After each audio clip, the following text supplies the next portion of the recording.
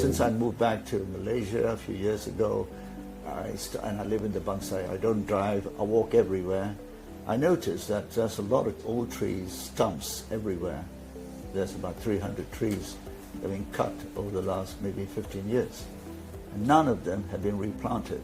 So I started to plant trees and all these stumps in my area. In the last year, there seems to have been an acceleration of cutting, both in my neighborhood and elsewhere. Trees are considered part of the heritage. They're considered part of the landscape, the public good. The Prime Minister himself said, if you cut one, plant 100.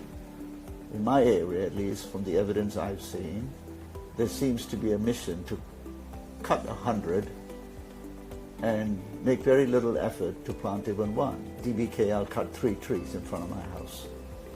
So I protested. I'm not in any way underplaying the fact that some trees are old, pose a risk. Normally they would trim, but to cut an entire tree at the stump, a 50-year-old tree, that to the naked eye, and I'm not, a tree expert, I've planted many trees, and when the trees are removed, no one from DBKL is ever there.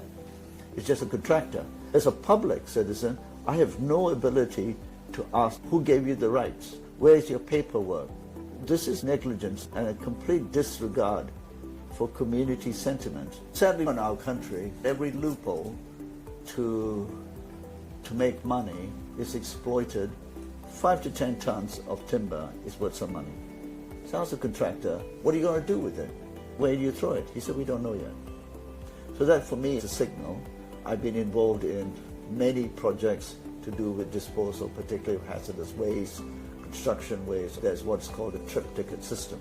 And I also, are these contractors experts? Do they know how to trim properly? All of this needs to be part of an approval process. I didn't accuse anybody of anything, but I said if you add things up, if this is happening, then the regulator, the government, and DBKL should put in regulations, because in the absence of regulations, bad actors will thrive.